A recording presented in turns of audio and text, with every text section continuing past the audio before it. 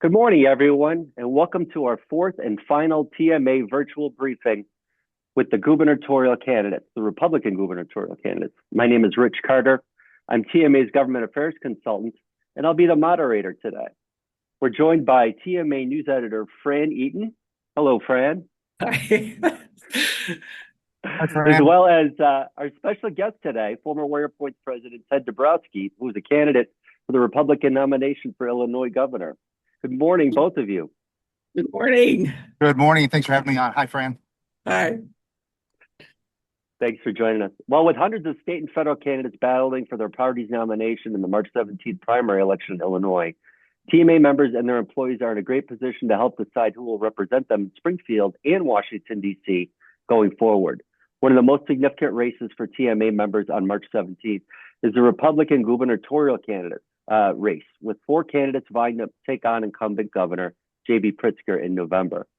Knowing what's at stake in the race for governor, TMA reached out to the candidates and requested their participation in individual virtual briefings with TMA members. And we are fortunate to have all of them participate. Today is the last of those briefings. Well, we're going to spend the next half hour having a conversation with Ted Dabrowski to learn his background, why he's running for governor, and how he can help TMA members thrive and create good-paying jobs for the people of Illinois. At the end of the program, TMA members will have an opportunity to ask written questions of Mr. Dabrowski by typing them into the Q&A tab on the Zoom control panel. Now I'll turn it over to TMA news editor Fran Eaton, who will introduce our special guest, give him a few minutes to tell us why he's running for governor, and ask him the first several questions. Fran? Good morning, everyone. And no thanks to Chrome, but I had to go to Safari this morning to get on at the last minute. So here we are. And this is the miracle of technology today. I'm so excited. It looks as if Ted is traveling. It looks like, right? Yeah. Well, And sorry to be in a car, but I have a press conference in just a few minutes, so okay. this had to happen. And my apologies. Boy, every candidate has to be running on adrenaline. Voting has already started, and of course, in the state of Illinois, I think you can vote for a year ahead of time. I don't know how long again. It's a long way, but we're coming up on March 17th, and that's going to be the day where the different political parties do make their decision as to which candidates are going to be on the ballot in November. And so we have been so honored that there are four candidates that are going to be on the ballot. Most ballots, I guess. I guess there's some issues downstate on balloting, but nevertheless, we're going to be looking at all of them. We've asked all four candidates the same four questions, and it's been kind of interesting to see their responses, and I'm excited about it. So if you're thinking it doesn't matter if you vote, it does matter if you vote. And the polls right now are reflecting that this is really an undecided race at this particular point. We're looking at the governor's race here. So I am excited about this. And so rather than me explain who you are, Ted, from my perspective, tell us what you want our manufacturers to know about you. Sure. Well, thank you for having me on. Thanks for letting me have a voice here. So my name is Ted Dabrowski, and I'm running for governor. And my story is this: I'm a son of immigrants. My father came from Poland, escaped from communist Poland. He came to Chicago. My mother, Ecuadorian young lady, came to Chicago, and this is where they came and built their American dream. So kind of my passion, my roots, everything is right here, and it's what I love about Illinois and Chicago. And my father was a mechanical engineer, M&M Mars. He worked on the machines that cook the peanuts, so that's kind of had that in the background in my mind. So we were first generationers, immigrant family, and assimilation was key. So my parents were huge on speaking English, being educated, and becoming great Americans. And so I followed my parents' path, and I was fortunate. And this is a big part of what's important for this discussion. I got an MBA from Wharton, and I got to go work in Citibank in Mexico for about 6 years, and got to learn a lot about the world there. But then I got to go to Poland for 9 years, and that's where I really worked with a country that had been destroyed that it lost its individual freedoms, that it lost economic freedoms. It was a disaster. I got there 9 years after the wall came down, and I was so lucky to work. Citibank bought the largest corporate bank in Poland, and I got to work with the biggest energy companies and help restructure them. I worked with the airline. I worked with the train company. I worked with the oil company. So, and again, I don't have a manufacturing background. I have just a business background, but I worked in large transactions. My goal was to help transform Poland, do my small part. I don't always want to overplay it. Did my small part as a leader down there to help all those companies become competitive and grow and compete with the Western world. And if you look at Poland today, it's an amazing place right now for growth. So I get a lot of my inspiration that if we could bring back a place like Poland from where it was, we can do the same thing in Illinois. So that's that part of the background. So I had 15 years overseas business. I ran big parts of the businesses for Citibank in those countries. At some point said I got to come back and help my own country. I was watching here I was helping Poland become free, and I was watching my own country become more socialist and headed the wrong way. So I said I'm going to get involved. Came back to Illinois and found out what a mess it was. Immediately got with the think tank Illinois Policy Institute and started exposing the problems. One of those problems I exposed a lot was the collapse in manufacturing. And we had gone from 900,000 manufacturing jobs back in 2000 down to 600,000 manufacturing jobs aroundish today. We lost a third of our manufacturing jobs. So I've been a huge promoter of lower taxes. For those of you who have followed my work at WirePoints and Illinois Policy Institute, I've been fighting for the lower taxes, fighting the progressive tax, fighting Amendment 1. I've been a big voice in that and a big fighter. I'd love to see manufacturing come back. In this campaign right now, one of my opponents is big in it's called the vice industry. And if you look at our Illinois state budget, vice is becoming the big thing. The mob economy is what's growing.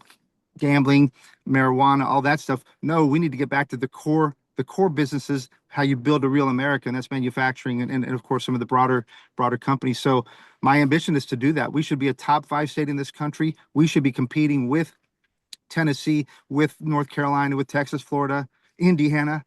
We should be competing with them, and right now we're not. It's an embarrassment. So I want to fight to make us a top 5 state, and I want to work with, in particular, you guys. And I've worked with you guys before. I've loved the limited amount of stuff I've done with TMA, but I thank you guys for what you guys do. So that's that, and happy to answer any questions. Well, I was just going to ask you your vision for Illinois, but I think you were pretty concise in that answer as well, because there are a lot of struggles that our small and mid-sized manufacturers have faced in the past few years. Yeah, I mean it's the big companies get all the attention, but it's the small guys that create all the jobs. And I did a lot of work on this early on too. There's small companies that create all the jobs, create a lot of the innovation. And I'm forgetting the gentleman. We spoke. Anyway, I forget the gentleman who was from your group, and just amazing the companies he mentioned that and the stuff that they do. And I know Zach Model with Atlas Manufacturing, and just this amazing stuff that they produce is you got to protect that. You got to keep that here. Those are high paying jobs. Provide meaning. So let's fight for that. Yeah, I just visited one of our manufacturers yesterday, and it was just so fascinating because they're tapping into the robotics and moving ahead and reevaluating all of these exciting things. A part of what is really big for our manufacturers is a major issue in their budgets. And after payroll, they're telling us that energy is the biggest cost for their companies right now. But not only is it the cost of energy, but the reliability is becoming more of an issue. So what are your thoughts on that? Well, for me, it's simple. That CEJA bill, the green energy bill they passed is draconian. It's destroying our ability to produce energy cheaply. We're getting rid of our base load sources way too fast, right? We're dumping coal, we're dumping natural gas, and pretending that the green energy is ready, and it's not. And so my goal would be to roll back that green energy bill as much as we can, try to get rid of it, because I'm happy to move to renewable sources. 1, when they're ready. 2, when they're reliable, and 3, when they're not subsidized. And right now, Pritzker's pushing the opposite and killing our coal and our natural gas. I was in Southern Illinois just a couple months ago, and I went down. They have the Nighthawk mine in Pinckneyville. Now, they took me all the way deep down in there, and then I spoke to 150 workers after that, and these are jobs, and the energy that comes out of that. If it would stay in Illinois, we're actually shipping most of that coal out of Illinois, but that we have to preserve that, and let's bring our costs down so we can be competitive. I mean, we have to be competitive first. And I think that's the other thing that I wanted to mention. Well, I kind of did. We need to be competitive. We need to think differently than Pritzker does. And so part of that is bringing energy costs down so that our manufacturers and ordinary people can afford their energy bills, and that they're reliable, of course. Well, another issue that is on the minds of our members as well is that we are encouraging and inviting and enticing actually foreign companies to come into Illinois, not just foreign companies, but even those that are Communist Party based and affiliated with. And we're very concerned about the amount of initiatives that are given to them. While our guys have been here for decades and decades, have consistently paid their bills. Now they're being billions of dollars, millions and billions of dollars given to these companies to bring them in. Well, how would you handle that? Because we all want more manufacturing in this Midwest is a big area for that, especially Illinois. How would you handle the foreign company aspect? Yeah, so I'm on record strong on that. I'm one of the leading opponents of Goshen. From early on, I went down to Manteno. I opposed Goshen. I actually was in Michigan, helping oppose up there for the Michigan plant. We should not be doing that. And I fought that like crazy. Why are we taking money, tax dollars, from small manufacturers and then turning around and giving them to a Chinese-owned EV battery maker? It's crazy. So I oppose that 100%. We can have, of course, allies, foreign manufacturers from our allies, but I oppose all these massive subsidies because I don't like the governor. I don't care what governor it is, taking all that money from smaller companies and taxpayers in general, and then turning around and handing it and playing games and trying to pick winners and losers. I oppose that because our bureaucrats, any governor is just a bureaucrat. He or she should not be taking taxpayer money and trying to figure out how to spend it like that. So I oppose all that. Especially with a budget that's struggling anyway, right? even more so. We're also hearing that, in 2020, there was a whole piece on the ballot about the progressive tax or abandoning our flat tax here in Illinois. What are your thoughts on that if it were to reoccur and come back up again? Yeah, so I guess this is a big pitch on me versus my opponents. I'm doing this work at the Illinois Policy Institute on Wire Points. I'm on the record on all these things in a very strong way. I was one of the leading opponents against the progressive tax, and most of my information was used across the state in opposition to that. Of course, there were other big allies too. I mean, I don't pretend I'm the only one, but I was a very strong opponent in that. And, we got to the Wall Street Journal, everywhere we could. We opposed it and we put our data out there. So I'm proud to say, heck no, flat tax has to survive. And eventually, I would like to see us go to a zero income tax. I mean, I think we should be going and competing with. We saw Missouri's talking about it. I hate taxing labor. We should tax consumption, not labor.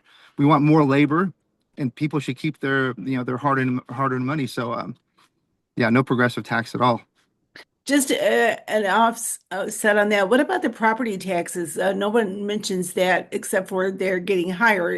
Any thoughts on that property tax? Yeah, so I'm out there. We have the highest property taxes in the country, as everybody knows here on this call. And so I'm proposed in my platform. I want to do what Indiana does. Indiana has instituted a 1% property tax cap on the value of your home. So right now we're closer to 2%. And Indiana is below 1%, but their cap is at 1%. So you're seeing places, and it'd also be at 3% for corporations. You're seeing in many parts of Illinois property tax rates on homes of 3 and 4 and 5 and 6. It's crazy, out of control. So I want to do that, and then of course my big passion is to reduce the number of units of government in Illinois. We have the most units of government. They're duplicative, excessive, and full of bureaucrats that just suck up the tax dollars. So it's all these are all tough things to do. I know, and there are tough battles to be had, but those are the battles we need to have. Yeah.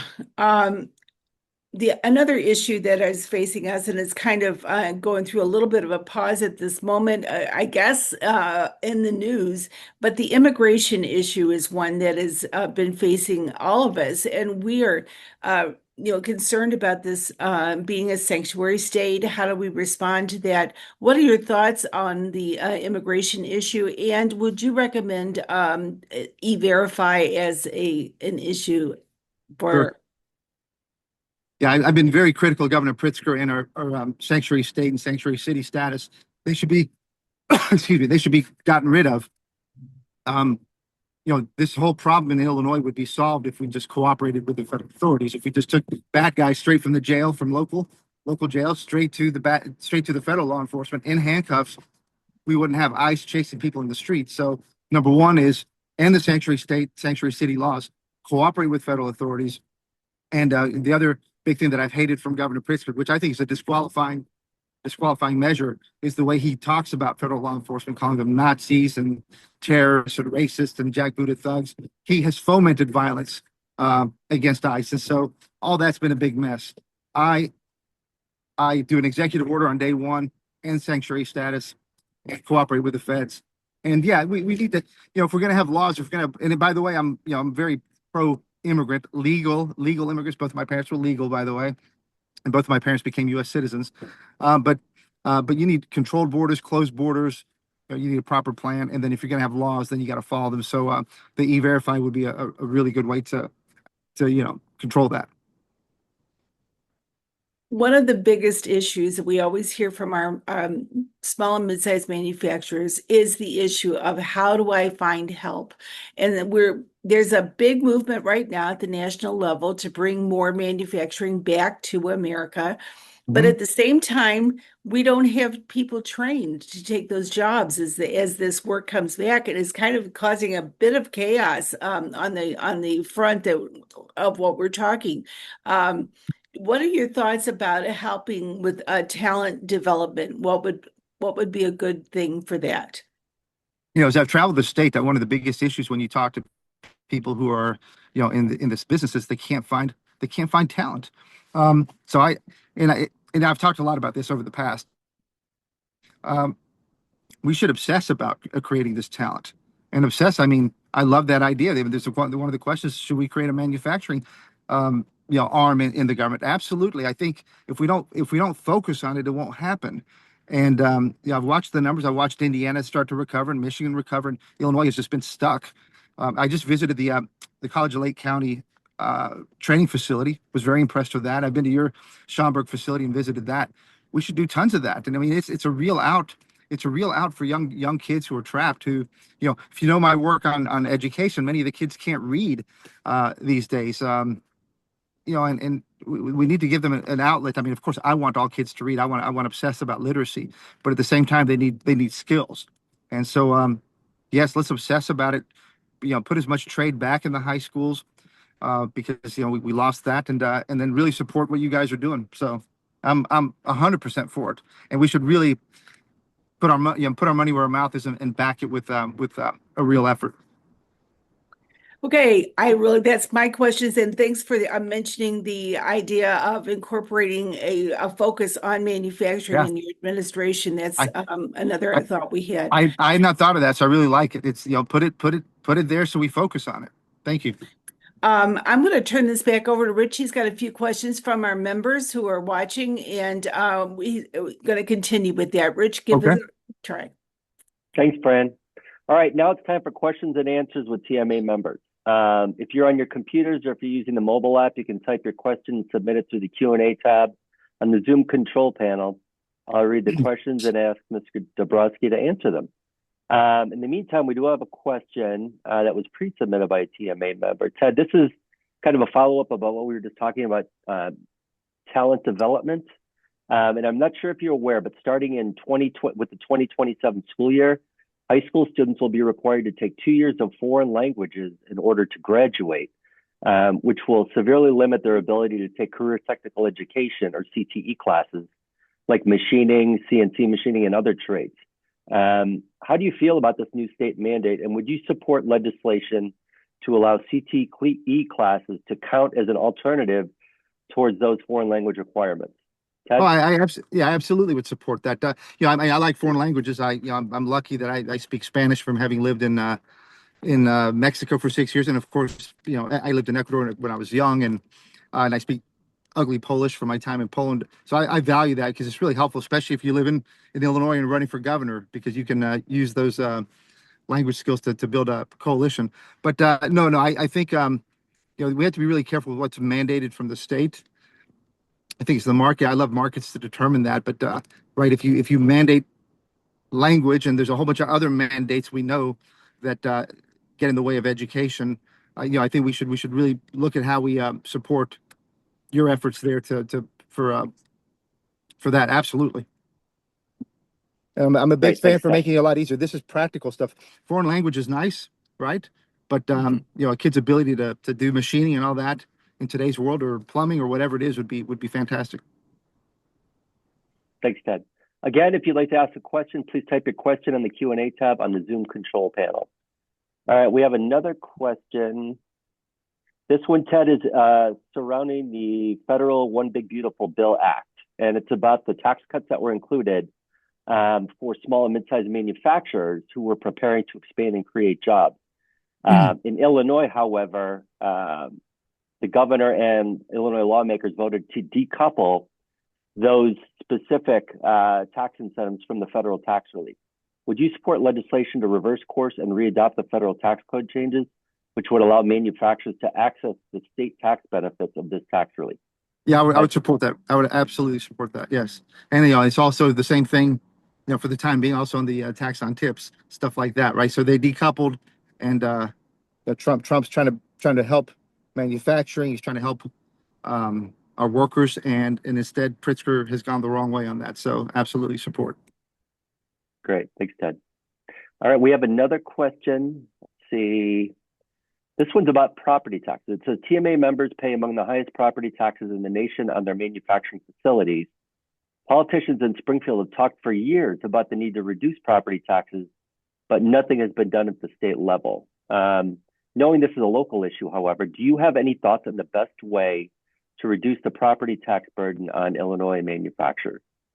Yeah, right. It's amazing how we all know and think we know local property.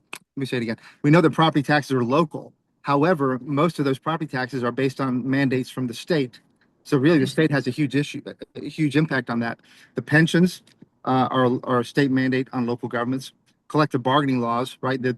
Our public sector unions, which is what drives up the property taxes, have the biggest powers in this country. In Illinois, that drives up the property taxes.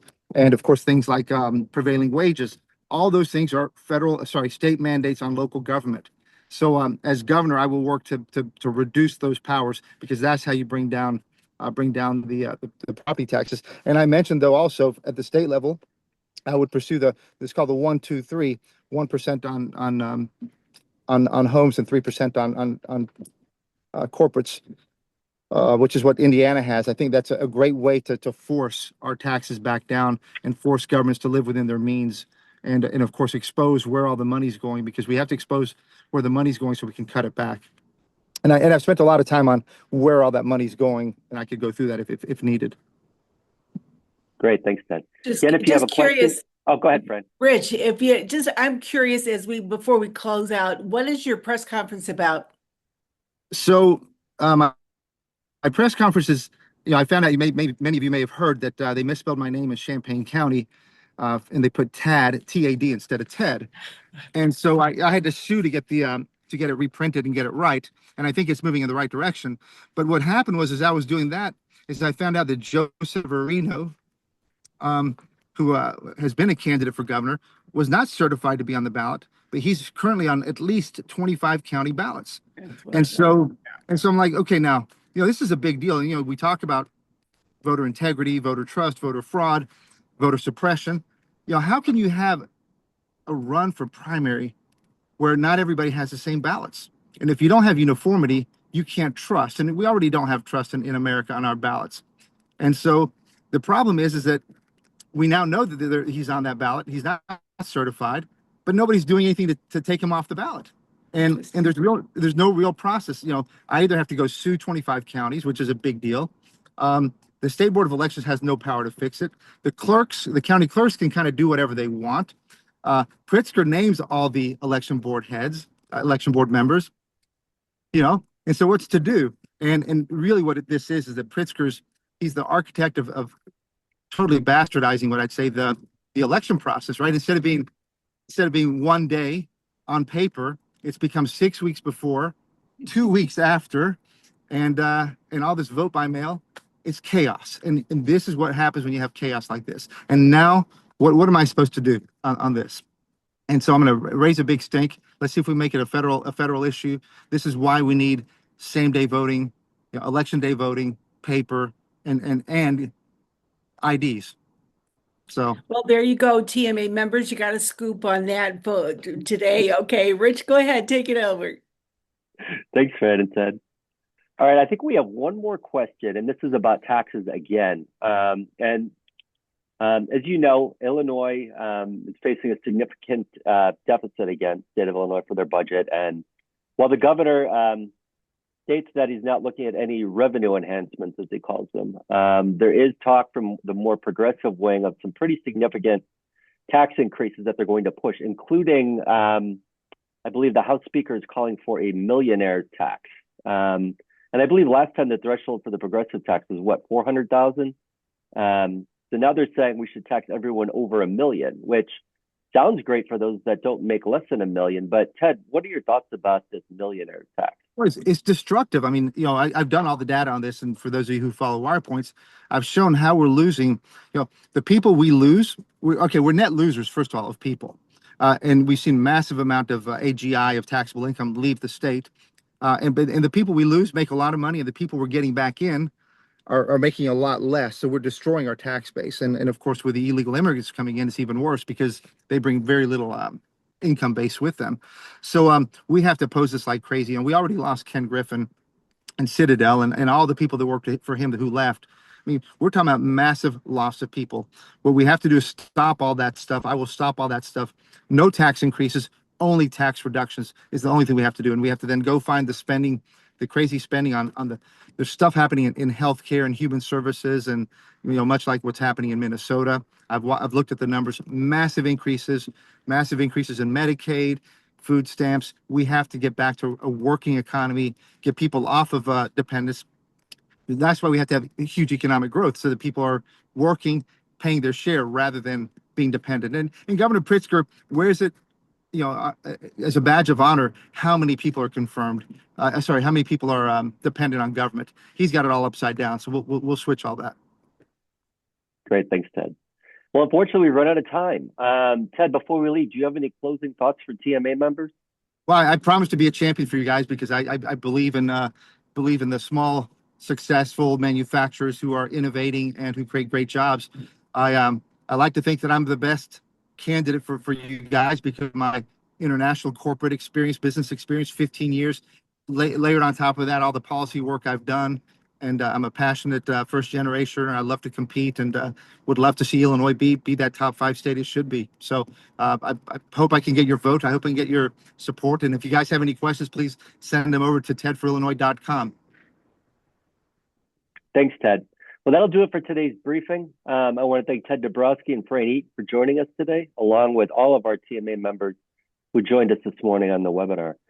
Please remember to vote on March 17th and visit tmanews.com/vote26 for more information on voting and the candidates running in the TMA member region.